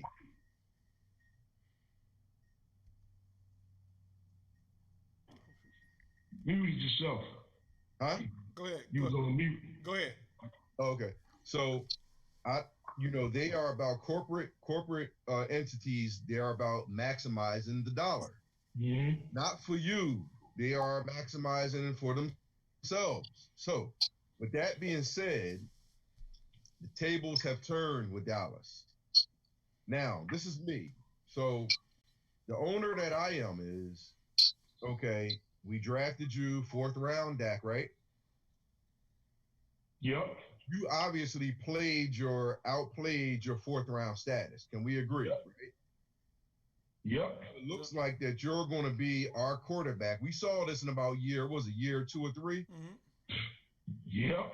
So for me as a businessman, I'm not going to wait until you get to an end of a contract that I'm going to have to pay you $35 to $40 million. I'm not doing that. Because I see the potential. So I'm going to give you this $25 million a year, $100 million contract, $75 million guaranteed 2 years ago. I'm going to give you that. Because that's what we saw. All of us saw it. Exactly. So it's not my fault now that you didn't do that as a corporate entity. And now we at a spot where you have to give me 35 to 40. Why are you looking at me like I potentially am the bad guy? No. You could have locked me in as a businessman 2 years ago for cheap. And now I would have had 2 years or 3 years left on my deal where you didn't have a choice but to play that out for 25 per. So I'm winning. As the billionaire, I'm winning because I'm only paying you as a billionaire. I'm only paying you 25 mil. Exactly. But because you didn't want to do that, it's my fault now because you don't want to take the hometown discount. I'm not buying it. So that's the first part. The second part is I look at the talent around the NFL. We can start naming names. Kirk Cousins. Y'all have any other names for me? Are there other names out there? Yeah, what? the Matt Ryans, Yep. right? We can find 5 or 6 quarterbacks that are getting 25 to 30 plus that I'm just as good as. Absolutely. So Garoppolo, GQ, Garoppolo, right? So my point is the list is not a one person or a 2 person list. We can find a nice long list. So, however, when it's time for me to get mine, yep, I don't know. Maybe he's not worth it. I don't know if we should give this to him. Let's negotiate. Where does that come from? You know? But to me, I think this is the thing for Dallas. I think Dallas holds the cards because of this. They have great insurance, is what they have. Right? Because they got a veteran that played for a terrible organization that I think is a more than capable quarterback with weapons. So I think the ball is actually in their court rather than pay a guy $35 million who hasn't taken you to a Super Bowl or hasn't taken you deep into the playoffs. I think that's where Dallas's mind is. Well, I say this, like you said, they got a capable quarterback with weapons, but I think that DJ Green and Eifert and who was the other kid? They had a receiver, Boyd. And, yeah, they had a lot of people. They had Gio Bernard and Joe Mixon, and before Joe Mixon, they had, I can't think of the other running back. So, you know, to say that this guy, yeah, he had weapons too. You know what I mean? And to think that this guy is going to come and take the spot, nah. Well, I mean, they saying that this guy can get you 7 wins, what Dak gave you last year. 6 wins. That's what he's saying. You know, they get you the same wins Dak got you last year. This is the thing, though. Dak been in the league for 4 years. What he made? Rookie of the year. A couple of Pro Bowls. So how do you see this guy not working or this guy's better than him? I think you should have been ripped the contract up. Me personally. You should have been ripped it up and paid the man. But it's not going to happen. To me, he's not going to be in a Cowboy uniform long. You know, that's just how I feel. He will. Because he's not going to get that money that You know why he will be? You know why he will be? Because they would have cut him loose by now. If they were so frustrated with his negotiating tactics, they could take that franchise tag off him and cut him loose. Well, they was $30 million. They was thinking about doing it. So they wanted to just linger him on until they find a good replacement. Or they could have given him another franchise tag like less. They could have tagged him for $27 million and opened people up to bid on it. Listen, to me, I would never sign that because you have I think your franchise tag, you can go anywhere you want, right? I think the franchise tag you can. Right, you don't have to sign that contract. You become like you can make your own moves, right? No, if you go to another team, they got to give up 2 first-round picks to sign you. But that ain't gonna happen. And that's not happening for Dak. He's not worth that. It's not happening for nobody. Nobody's giving up 2 first-round picks. But if he sits out, he can go somewhere wherever he wants, right? So soon you don't think Doug, you don't think an organization will give up 2 first rounds for Dak? No. Dak is not worth. Listen, what's happening is, like you said, he should have signed the money. Dak is not worth $30 million. He's not worth that. Hey, dude, have you ever seen a team give up 2 first-round picks? There's been a lot of dudes on this same tag that a team could have signed a player. And Bell getting 2 first-round picks. Dak is not getting 2 first-round picks. Nobody's getting 2 first-round picks. Y'all don't understand. First-round picks is gold in the NFL. Nobody. I know he's not getting it. He's not getting 2 second-round picks. So now, that's not worth 2 second-round picks to me. So now, because you saying they're not giving up 2 first-round picks, does that mean that Dak is not worth the $35 million? He's not. That doesn't mean that. My point to you, Duke, was Dak Prescott is not the first player to be on this franchise tag that where the other team, if somebody signed them, they had to give up 2 first-round picks. Right. My point is, it's never happened for no player that's been on the franchise tag. Not one. None. It's not going to happen. Exactly, because nobody's giving up 2 first-round picks. So let me ask you this. Giving up 2 first-round picks. So do you think that, let's see, let's look at, I'm trying to think of some of the teams that might be like right there, right? Like they play good defense, they got a great offense, they got good special teams and a good coach. But They just need a quarterback. Your team.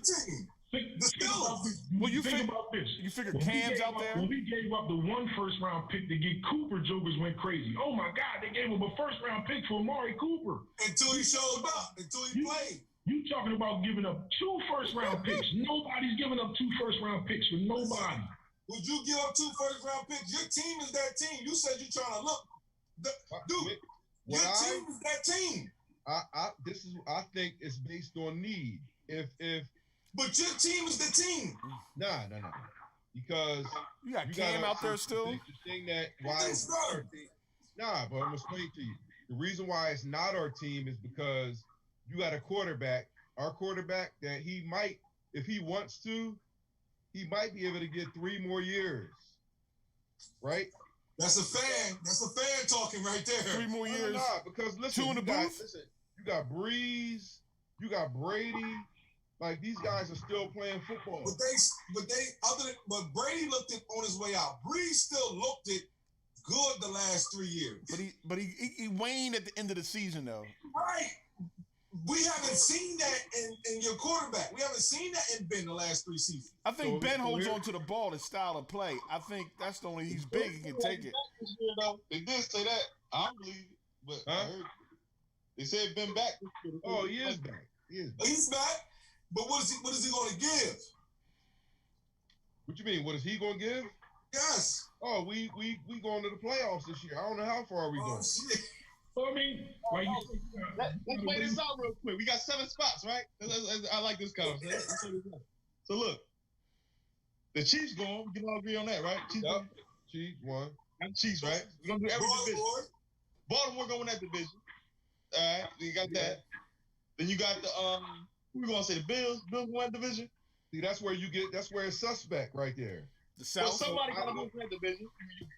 Out of them 7 teams, it's only Baltimore and Kansas City that really opposes a threat. No, but stable. Division winner. We got division. We get division winners out the way. So you got NFC.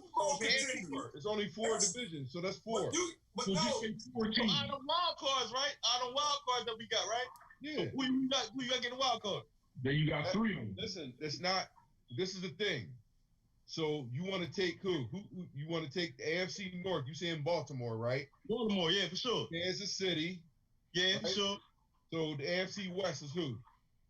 That's Kansas City. That's Kansas City. All right. So the East is who? Bills. Bills. Yeah, we're gonna say Bills for that. And the South. In the South, either the Titans or the Titans. We can say Titans. We say Titans. I agree with that. All right. Okay. So this is the point I'm making. Now the wild cards, right? Who we got for the wild cards? So what I'm telling you is this: you got 3 wild cards, right? We gonna be one of them. But this is the other part I'm telling you. We gonna be one of them wild cards, right? But the only 4 of those teams that oppose threats are 2, which is Kansas City and Baltimore. The other teams, they don't know nothing about playoffs. Well, Kansas City and Baltimore are the Super Bowl contenders. That's a little different. That's They're beyond playoff bound. They're Super Bowl contenders. I think y'all get a wild card, but y'all not guaranteed the wild card. It's too wide open. All those teams being the same level. It is wide open on y'all side. Do you want to bet? Y'all side is real weak. Let's talk about that. Y'all side is real weak. Do you want to bet that we go to the playoffs this year? I bet you we have a better record than y'all. Oh, shit. I'm right now. I didn't say that. I said, Broncos? you want to bet? No, I bet that we. No. What I'm saying is, this is my bet. Make it red. I'm saying it right now. So hold on. Hear me out. You question the three teams, right? That are wild cards. I told you that we'll be one of them, right? We can be one of them. So hold on. That's not what I'm saying. Do you want to bet that we get in as one of them 7?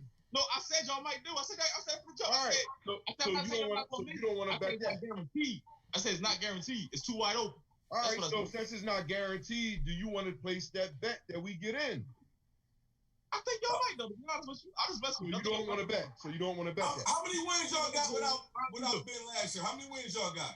It don't even matter. He was out week 2. That don't even matter. Put it like this. Y'all got like 6 wins, right? Put it like this.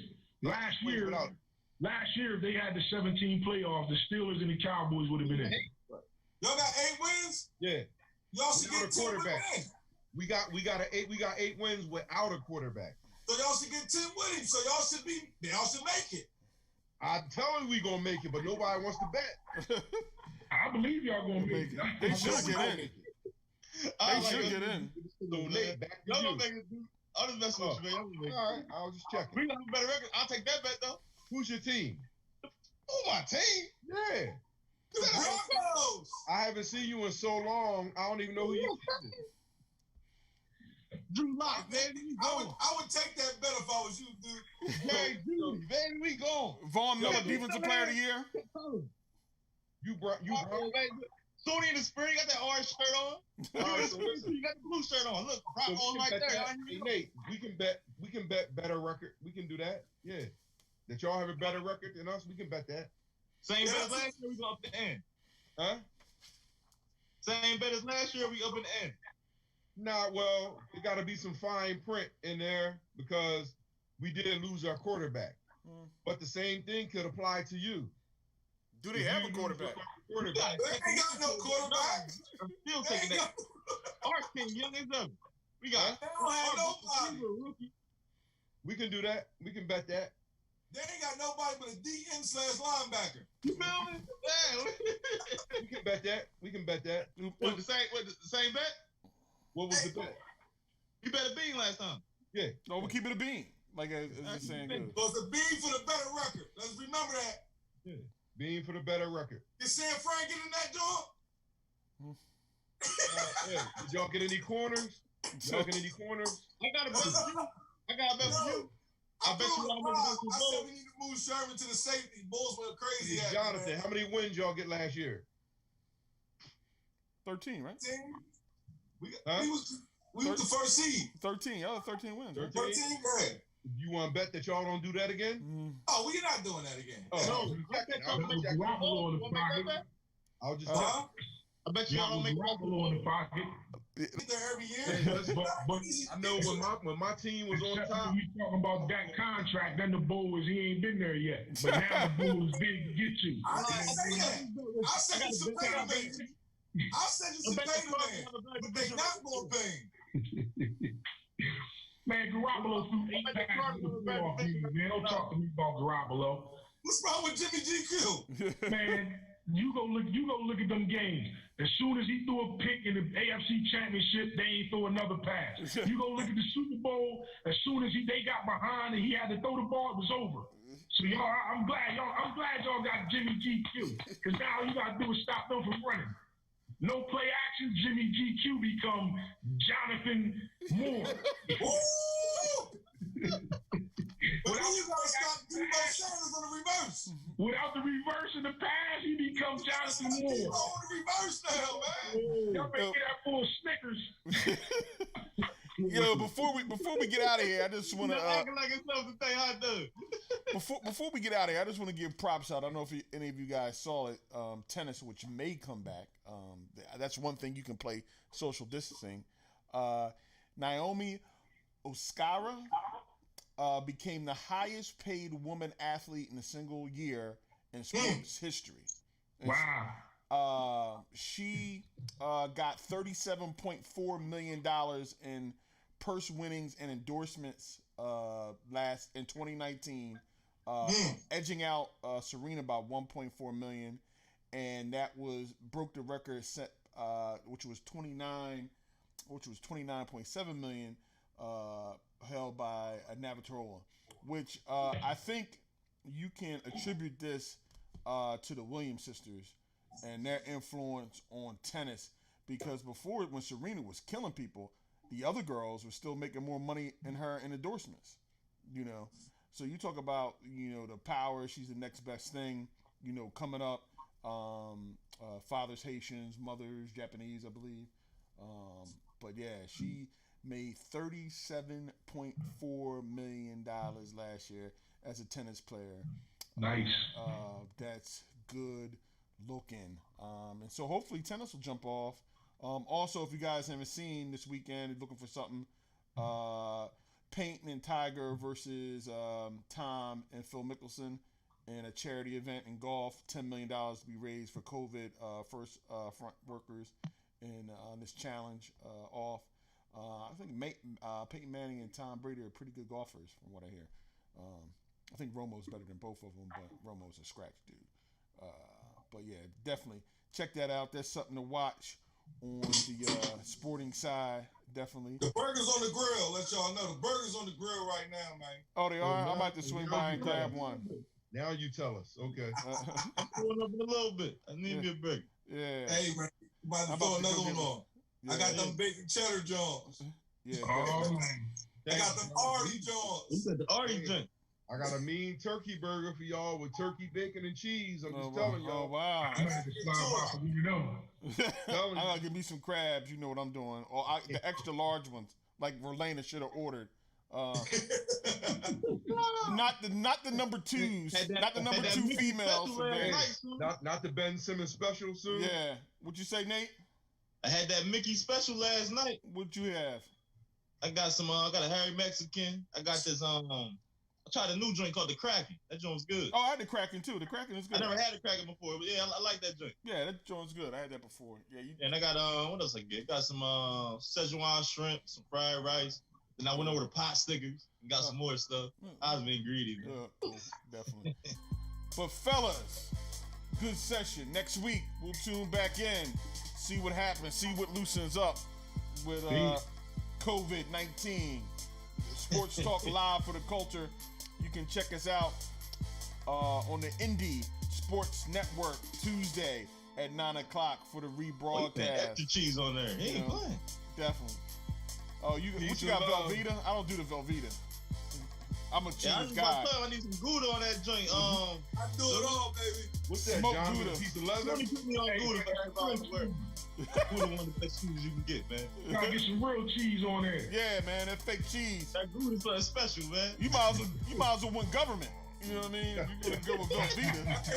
I know government too, man. I do it all, man. I'll discriminate. I got some government. I'll knock off the block. You know what I mean? Cool. Sports Talk Live for the culture. We out. Peace. Talk to y'all next week. Peace.